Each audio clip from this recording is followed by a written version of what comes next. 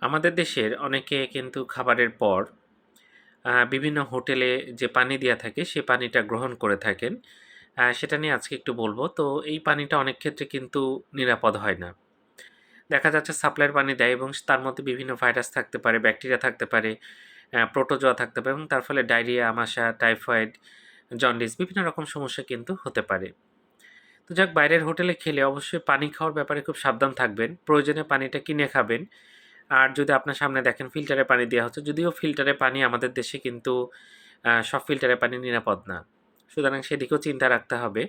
তো যাই হোক, এই পানি খাওয়ার ব্যাপারে খুব সাবধান। কারণ এখান থেকে অনেক ডিজিজ হতে পারে এবং পানিবাহিত যে রোগগুলোর কথা বললাম, এগুলো হলে আপনার অনেক সময় টাকা-পয়সা সবই নষ্ট হবে।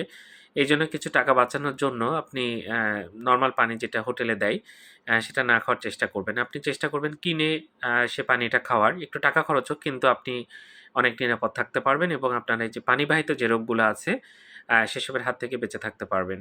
ধন্যবাদ সবাইকে।